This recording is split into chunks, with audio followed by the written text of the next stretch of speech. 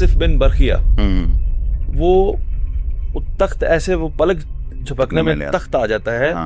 इतने हजार साल पहले इतनी एडवांसमेंट अगर थी सर, तो आज क्यों नहीं है? आज हम ये क्यों नहीं कर सकते?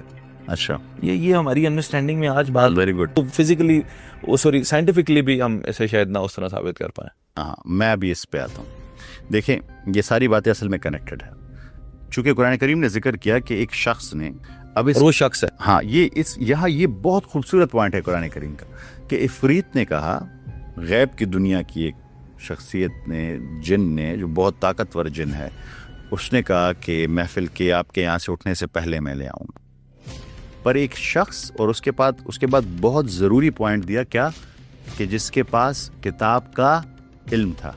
यानी इंसानियत ये कैपेबिलिटी रखती है कि अगर वो इल्म हासिल करे तो वो इस लेवल पे पहुंच जाएगी जहाँ पे आसिफ बिन बरखिया थे। जो किताब कौन सी थी सर? इस वाक़े के बारे में कहा जाता है कि ये हज़रत दाऊद अलैहिस्सलाम के टाइम की हो, तो शायद वो, अब डिस्क्रिप्शन नहीं बयान हुई कि किताब कौन सी, तो हम एज्यूम कर सकते हैं शायद ज़बूर का इल्म हो उसके पास। अब यहाँ पे बड़ी ज़रूरी बात आ जाती है।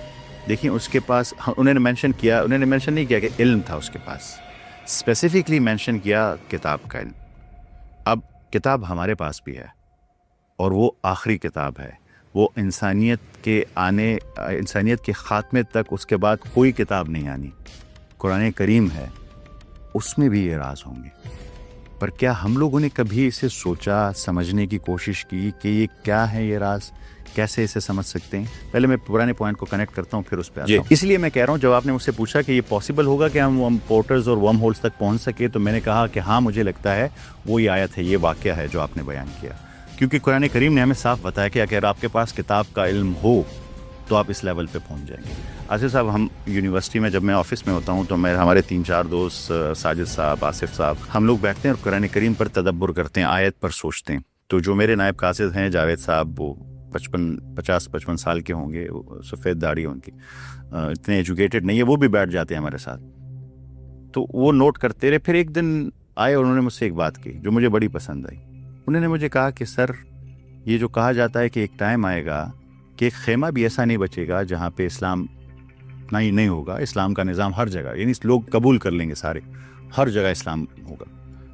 वो दौर होगा जब लोग कुरान करीम को पूरी तरह समझ लेंगे कि ये तो सारी जो ये इन्फॉर्मेशन है, ये ऑलरेडी हमारे पास अवेलेबल थी, पर हम लोग इस पर गौर फिक्र ना कर सके। हमने सोचा नहीं था। जब हमने सोचा, वो सारा कुछ अवेलेबल था, उसी की वजह से सारे लोग ईमान लेंगे। आप मेरी बात को समझ रहे हैं? तो इस किताब में वो इल्म पड़ा हुआ है। मसला क्या है कि हम इस पे सोचते नहीं। आपको ये पता है, अल्लाह ताला ने बदतरीन जानवर कुरान करीम में, कितना सख्त लफ्ज़ है ना, किसको कहा है आपको पता? बदतरीन जानवर। सूरह अनफाल की आयत नंबर 22 है, बदतरीन जानवर अल्लाह के नज़दीक वो लोग हैं, वो गूंगे बहरे हैं जो अकल से काम नहीं लेते। यानी अकल से काम लेना ये है कि आपने सोचना है, समझना है, तदब्बुर करना है।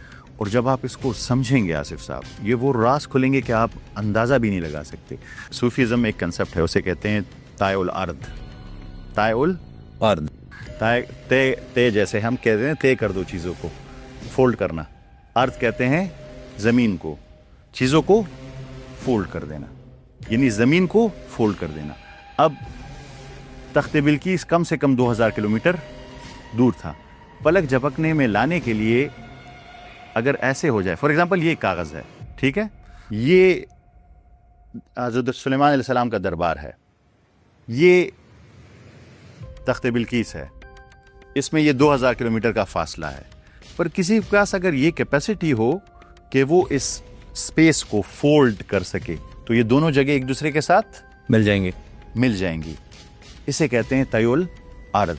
और ये 1000 साल से पहले से है जो अंडरस्टैंडिंग, और इसी आयत से लिया गया। अब जरा सुनिएगा, आइंस्टाइन क्या कहता है। आइंस्टाइन कहता है कि जो हमारी स्पेस टाइम है, उसे वो नाम क्या देता है? उसे नाम देता है फैब्रिक। फैब्रिक किसे कहते हैं? कपड़े को, चादर को। और वो आगे क्या कहता है कि हमारी स्पेस टाइम जो है, ये एक चादर है, इसे फोल्ड किया जा सकता है, इसे मोड़ा जा सकता है। वो नॉलेज क्या है जिससे फोल्ड किया, अभी हम नहीं समझ पाए।